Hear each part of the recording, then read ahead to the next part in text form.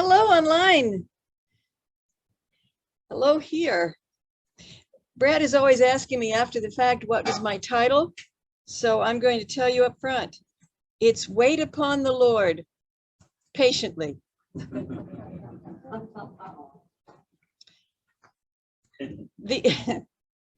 The Bible verse that comes from is from Isaiah. They that wait upon the Lord shall renew their strength. They shall mount up with wings of eagles. They shall run and not be weary, and they shall walk and not faint. So the most common meaning in all the biblical instances of that term, wait upon the Lord, means expectant trust and hope in God's movement and activity. Expectant trust and hope in God's movement and activity. Was a study done with little children. This is not a joke, this is real. About 3 and 4 years old. And they came in and they'd have the child sitting there and they would say, here's a marshmallow. Now, you can eat this marshmallow right now, or if you wait until I come back, you can have 2 marshmallows. Now, how many children do you think ate the marshmallow right away versus how many of the kids waited? 1 out of 4. 1 out of 4? Probably all of them. In case they don't come back.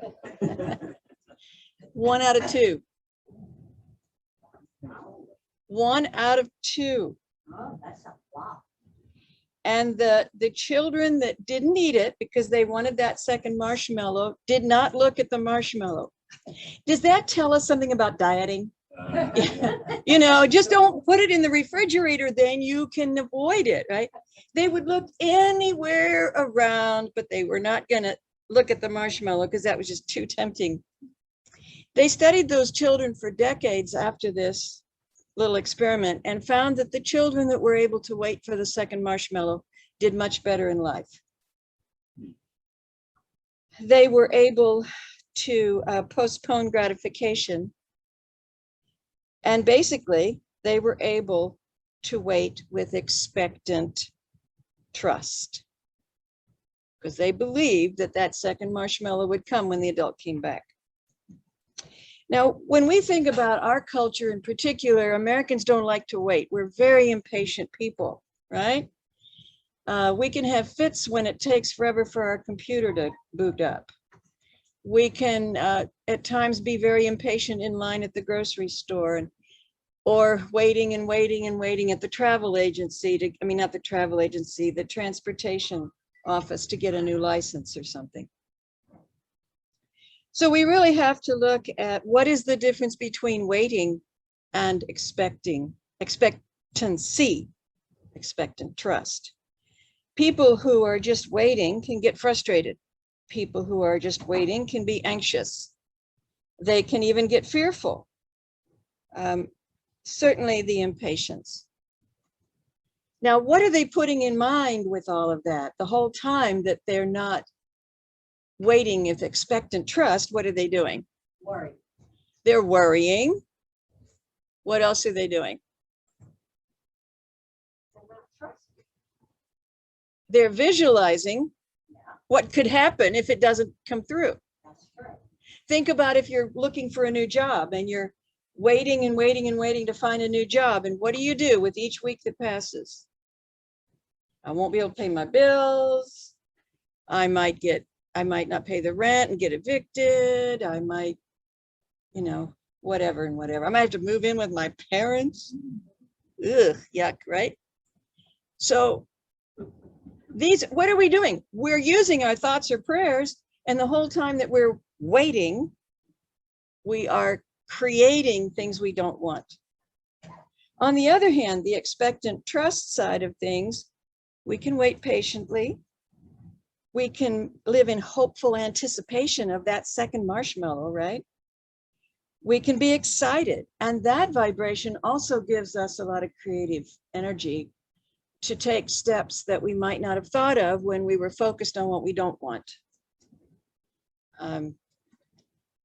There's some people that, for real estate, for instance, they didn't sell much this year because there weren't very many houses.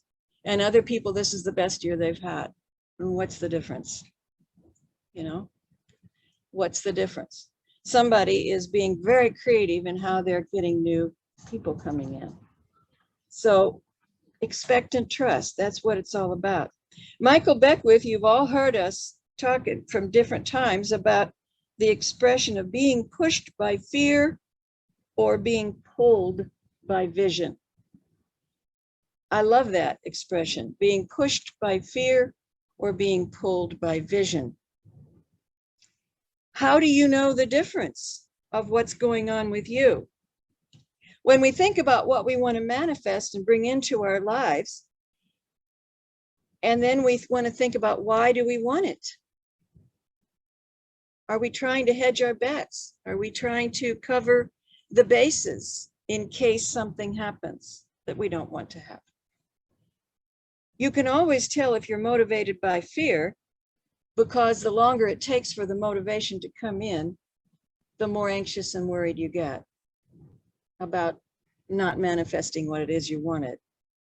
That means there's a vested interest in the outcome. And a vested interest in the outcome is guaranteed to hold it away from you. It holds it away. The place to go then when you realize, oh my gosh, I'm on the wrong side of this equation, is to sit down and deal with the fear. Pray, meditate, ask God for help. I'm willing to look at this differently, whatever it takes, but go for the fear, not the thing you're wanting to manifest. That will come of its own accord when you become a vibrational match to it. The longer it takes means there's something in there. It can mean there's something in there that you're holding it away from you. It can also mean that God is saying it's not the right time yet. And we really want to pay attention to everything being is perfect right action in God's time. Give you an example of that. There was a couple that wanted to move to New Orleans. I guess they were in California someplace. And they thought it would be very nice to live in the South and all the culture and the food and the whole ambiance of New Orleans. They just thought that would be wonderful. And they took several trips to look at the different neighborhoods and what was on the market, how much would they have to budget. And right before they decided to go on their final trip, pick a house and buy it, their son informed them, he'd been doing quite well, that he had built a house for them on his property in Boulder, Colorado, and he'd like to have them come live there. And so they said, well, Boulder's not bad, and it'd be nice to live for 5 years or so next to grandkids and family. Why not? And then we can go to New Orleans later on, live our dream. They were in Colorado maybe 6 months, and that storm hit New Orleans and destroyed the city. God was looking out for them. The universe had their backs. But if they'd put their head through, no, we want to go to New Orleans, they would have been caught in the mess. Perhaps the person that you really want to have in your life isn't the person they present themselves to be. God knows better than you do what's in a person's heart, right? Maybe it's not the right job, and that's why it's not materializing. Maybe you're just going for a job to pay the bills instead of your heart's desire, which would then animate your whole soul. The universe is going to support what's in your best interests. So when something doesn't seem to be coming, and you've been doing everything, you've been affirming and you've been praying and you've been seeing yourself in that Maserati and you've been doing whatever it is you're supposed to be doing, and it's not happening, then maybe we need to go back in and say, okay, what's the meaning here? What's the purpose? What do I need to look at? You know, ask all the questions in the world until you get some answers. Now, if you're being pulled by vision, you're not usually impatient. That's the other side of this. If you're really pulled by something you want to do and you love doing it, then you just keep sort of preparing for it, like the athletes at the Olympics. Okay, so it's been postponed a year by COVID. All right, we just keep working out. We just keep doing it until we can fulfill our dream. It's a totally different energy. It's a totally different energy. Rumi says, and then of course, some things just take time to ripen. Rumi says, patience is not sitting and waiting. It is foreseeing. It is looking at the thorn and seeing the rose, looking at the night and seeing the day. Lovers know that the moon needs to become full. It needs time to become full. So allowing these things to move forward in their own time and not having that, I want it now and I want it my way, because that's a recipe for disaster down the road. I would like to take a moment to say something about overwhelm. Sometimes when you move and everything is out of place, you're going through that right now, aren't you, Brad? I have a friend who just looks at his house and he says, everything needs to be done. Everything. And he doesn't know where to start. It's like, it's just overwhelming. That's the time when you want to sit down and just say, okay, prioritize. Do what they do in the emergency room.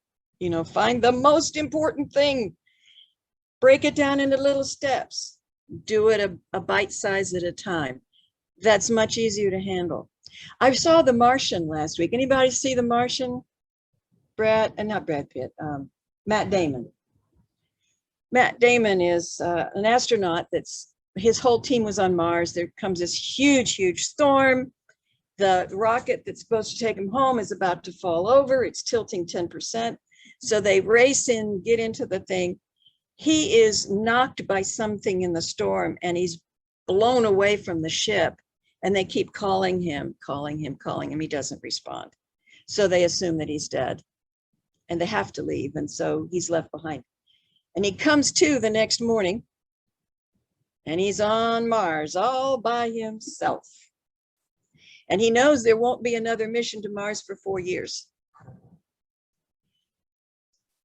Now, the first day or 24 hours or so, you can just see him going, what am I going to do? And he finally decides, and he's keeping a verbal record with the TV.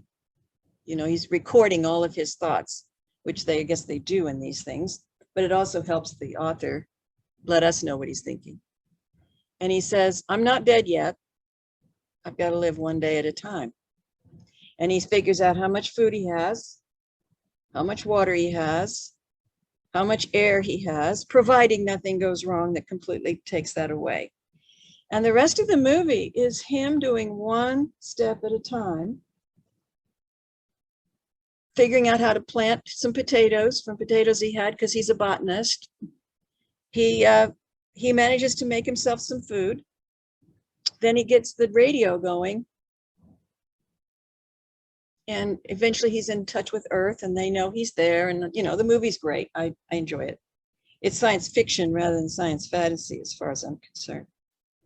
But the whole point being that rather than just giving in to overwhelm, and you can imagine that it would be, he just said, one day at a time.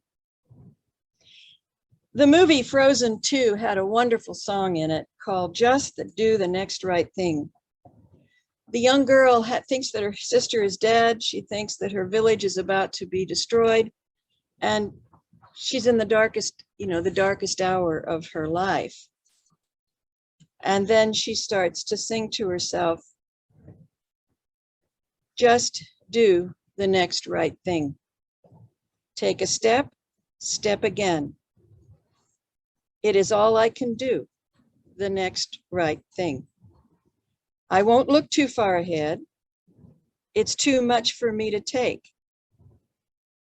But break it down to this next breath, this next step, this next choice is one that I can make. So I'll walk through this night, stumbling into the light, and do the next right thing. So patience has many angles to it. And one of them is not to say, I want it all done at once, but just my next doable thing. And it will get done, and I will not be so stressed out. The most important of all, really, is that we must align ourselves, put ourselves in alignment with the intentions of our soul. Whenever we have a question, wherever we have a desire to manifest something, putting ourselves in alignment with our higher self will put us in a frame of mind to manifest instantly. That's why I asked them to please. Willie told me about the song, and I said, oh, yes, yes, yes, please sing that one. I'm going to reread the second verse to you. Well, you don't need to know just how it's going to go. Give the details up for now. When there's nothing between you and your dream, that's more important than when, where, or how. 'Cause life's a precious goal. It's an ember in our soul waiting to become a fire. And no matter the choice, there is always a voice saying, I will give you more than you can desire. Just tell me, what do you want to do? What is your intention? The intention behind everything is the most important of all.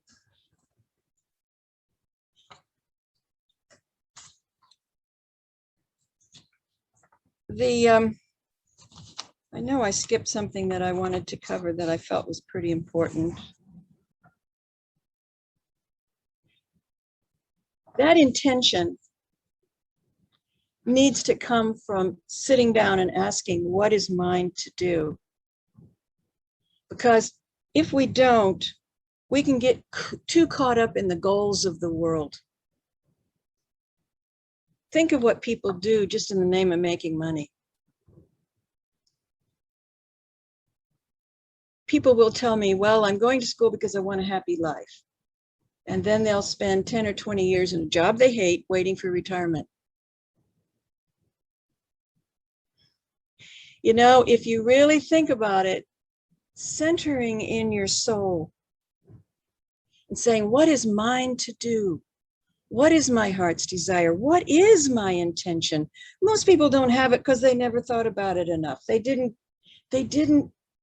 really get in touch with, what is my special gift? What is mine to do here?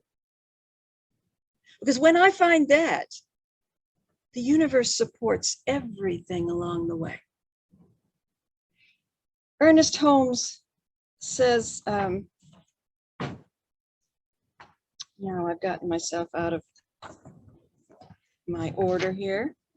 In the silence of the soul's communion with the great cause of all being, into the stillness of the absolute, into the secret place of the Most High, back of the din and the ceaseless roar of life, we shall find a resting place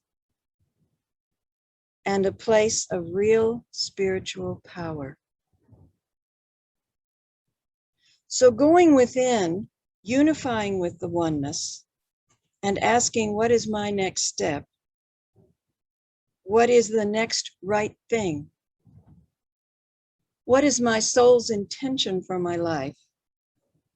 That will lead to a life of wonders opening up to us each and every day. That is an approach to life that does not require patience at all. What it requires is intention of listening to God's voice to the voice of our soul and being willing to act upon it. So let's take this into a moment of prayer.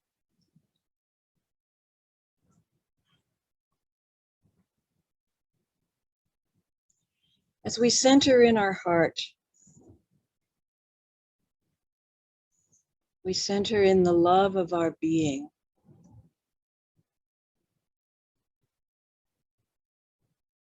We can open to the oneness.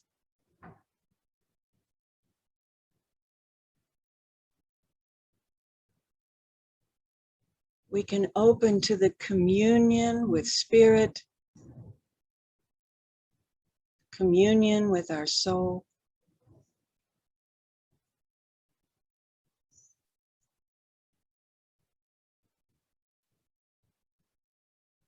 And in this space of peace and spiritual power, we ask,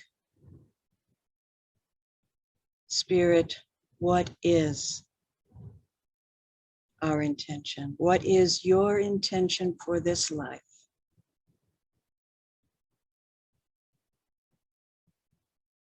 I am only here for you. I am only here for God. Knowing that in that intention, all my needs are met. And only a bright and shining future lies ahead of me.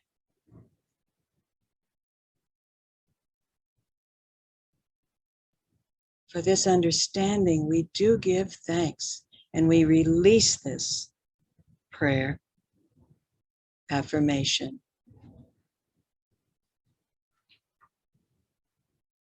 into thy capable hands. Amen.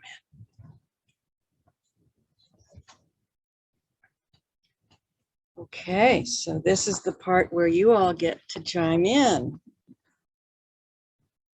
Any thoughts, any examples, any life experiences? I love to hear those.